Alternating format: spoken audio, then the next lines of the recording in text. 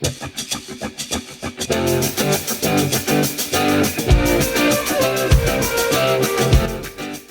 up? It's Jen Brown. Welcome back to my channel.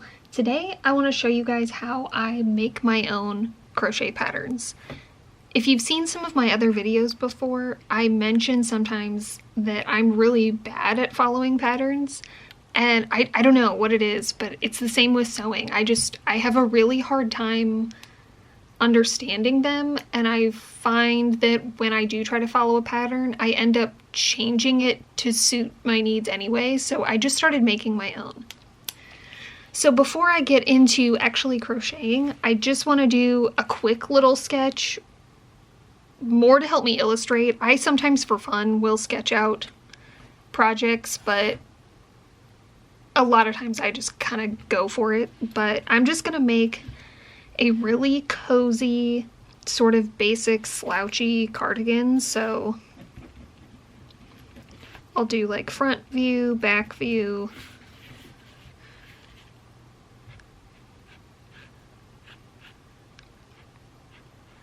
I want this to be a little cropped. Not crazy, but not a full length. Maybe we'll do some kind of neck on it, I'm not sure. I do want some volume in the sleeves.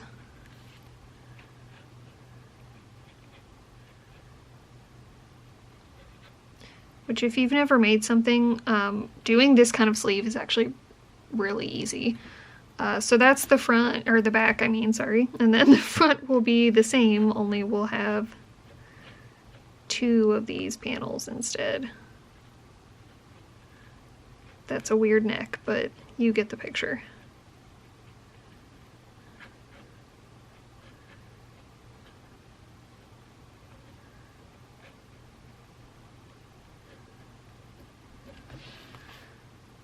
That kind of got sloppier as I went, but you get the point. A little cropped sweater. I will make this a little bit kind of like slouchy and oversized, a little bit wider. I might not even put buttons on it. I just want this to be something like really cute and cozy and easy to just like throw on. So this is my basic design. Then to start, all I usually start with the back because that is the easiest, especially if you're doing a cardigan. I got this really cute, like pastel rainbow colored yarn. I like to work vertically, like with vertical rows, if that makes sense. I think that makes it look more like a professionally made knit top. Obviously do whatever you want, but that's just what I'm gonna be doing. So I will start literally just guessing at a chain length.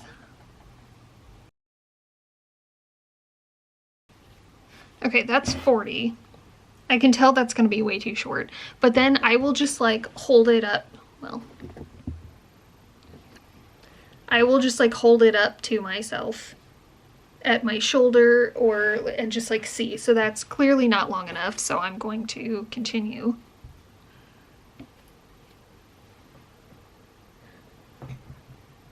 I'm making sure that I sit up straight when I'm doing this.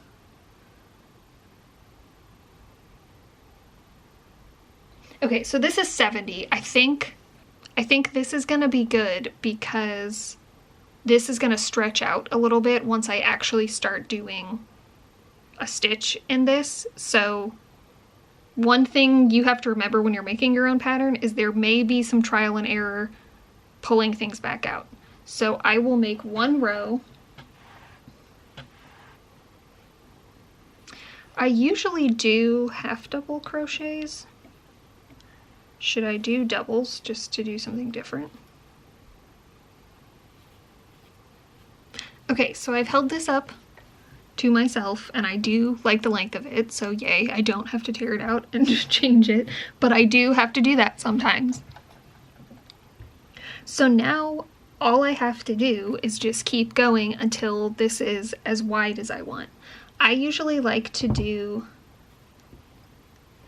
back loop only so that it has a slight ribbed effect. And when you do bigger stitches like this, the ribbing is less intense than it would be with like a single crochet or a slip stitch. So it just has like a little bit of ribbing going on there. But if you wanted to do this horizontally, it's the same process. You would just figure out how wide you want it to be and then work upwards until it's as long as you want. If it's something that I think I might want to make again, I will come and make notes of it. If you saw my hoodie video, my sketches and notes can be a little crazy. I had to sit here and like list out everything for the directions on that video. But this was my first written pattern that I ever tried to do. So if you watched that video, I hoped it made sense for you. But I usually will just like draw a lot of arrows and make notes about this is 70 chains, double crochet, back loop. And then when I figure out how many rows it is wide, I'll make a note of that. So now I just am going to keep going until it's as wide as I want it to be.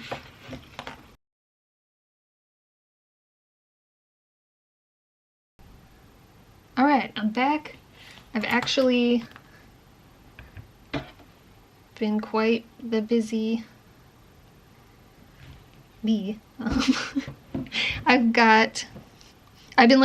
been so excited to work on this, so just the last couple days I've just been blowing through it. I've got the entire back finished, and let me scoot back so you can see a little bit. I just made it wide enough that it like perfectly comes to like the side of my body. I'm trying like how to describe it, like directly under my armpit. And if you want it to fit like a little bit more fitted, obviously you would make it a little bit less because this stretches quite a bit. And then obviously if you want it to be like boxier and more oversized, you would go a little bit more. But I like this to be just a little bit. Then for the front, you're going to do the same thing, just breaking it into two pieces. So for the back piece, we have our 70 by 32 rows. So the front panels are going to be 70 chains by 16 rows. So I have one front piece already finished, so now I just have to do the second. Okay, I had to count the chains out. So what I will do if I'm trying to recreate something is you do the same process, you just hold it up to, instead of holding it up to yourself, or I guess I should say in addition to holding it up to yourself, you just hold it up to whatever it is you're trying to recreate. So that hoodie video that I mentioned before, and will link in one of these places, I was actually basing that off of a hoodie that my partner already has. He really likes the fit of it. And so when I was talking about, you know, like, oh, I could make another one for you, I took measurements from that and then would just hold it up to the hoodie, the existing hoodie first, and see if it was the same length or the same width, and then obviously have him try things on a lot. So it's the same process as if you're going to make something for somebody else. I would probably ask them like to see if you can see an item of clothing of theirs that they like the way it fits, or if you're doing it where you can't fit the person in person. Fit the person in person? Yeah, okay, that made sense. It was just a lot of the same words. But you can just like ask them for the measurements of something that they like a fit of, a sweater or a cardigan or a shirt or whatever, and base it off of that. Okay, so now I've got the back and then both of my front panels finished. So once I've decided kind of like which side I like for front versus back, that kind of thing, then the easiest thing to do next to make sure it's gonna fit the way you want is I start with the shoulders and I'll come from the outside in and just do one side and kind of try that on, because obviously you don't want to just like stitch in the whole rest of the way, otherwise there's no room for your neck. I would say it's usually about maybe a little bit more than halfway for me, but that really just depends on how big of the neck hole you want. So I'll come in this way, mark if I'm going to keep track of this, which I am in my notes, like how many rows I came in, then do the same on the other side. Try it on again, make sure I like how it fits, and then do the same thing for the armpits, where I'll come up, kind of holding it up to myself, making a guess about how big I need the armhole to be. Just stitching up the sides, trying it on, making sure everything fits. Okay, so I've actually finished one sleeve. So I'm going to mark this down. So for the sleeves, I did 75 chains.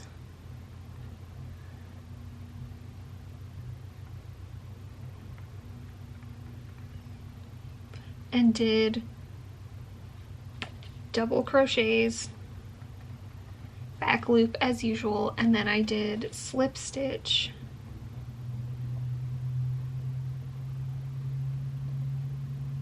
ten chains for the cuff. Normally, if I'm unsure about what I have planned for a sleeve, I don't finish the whole thing before I try it on, but I was pretty sure I knew what I wanted with this one, and I just tried it on and it was fine. I think for sure the last project I did, I was actually doing horizontal sleeves and trying to decrease and do like a slim sleeve, and I think I redid the sleeves like 3 or 4 times. I didn't complete the sleeve each time, but this one is one whole completed sleeve. This isn't like a super puffy balloon sleeve, but it's definitely not a fitted sleeve either. And this is like the easiest, I think, for just like cute and cozy and not super complicated. So now I can finish up the other sleeve and then I'll show you how I make decisions as far as collars and stuff like that. Alright, so I am just finishing up doing the hem at the bottom of the cardigan. So for this, I've actually chosen, usually what I like to do is make this the same as the cuffs of the sweater just for consistency, but what I've actually done this time, because I didn't want the base of this to be as cinched in as the cuffs, is instead of doing a slip stitch, I've done a single crochet. Come on, one more.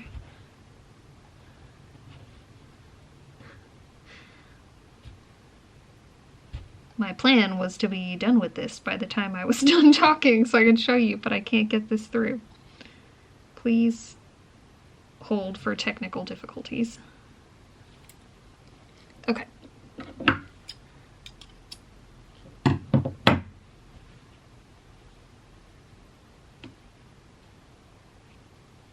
So for the sleeves, since I wanted this to have that like little bit of a puff and then have the, it's falling off and it's too heavy, and then be tighter around the wrist, this is back loop slip stitches, but I did not want the base of the sweater to be so cinched in, so this is back loop single crochets, but I still wanted them to be about the same length.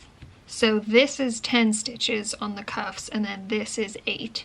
So that's like a continuity choice I like to make so that there's still that consistency with it. So that's really up to you if you care about whether this is longer or shorter cinched in or not. So the last thing I have to figure out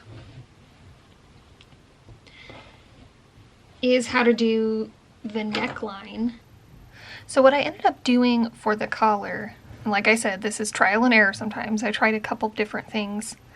I ended up just going with like this little bit of a sportier collar, and I did single crochet back loop stitches just like I did for the bottom part.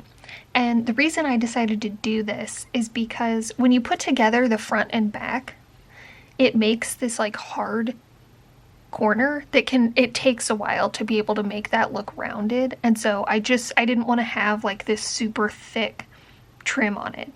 So I did one row of single crochets, decreasing in this corner to round it out a little bit. And then I just did the back loop single crochets just like I did along the bottom. And then I finished it off by doing one row of double crochets all the way down each side. And that would be great if you wanted to do buttons, or if I decide I want to do that later. But for now, I'm just leaving it open. Then I missed one. Then I went through and just weaved in all the ends and tied everything off. And now I've got this super cute throw-on cardigan. I'll show you some shots of how it looks when it's finished.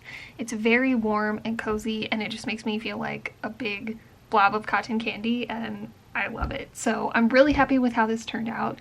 I really hope you liked this video and found it helpful. If you did and you want to see more from me, feel free to subscribe. I post videos 2 to 3 times a month. Thanks so much for watching this one, and I'll see you next time.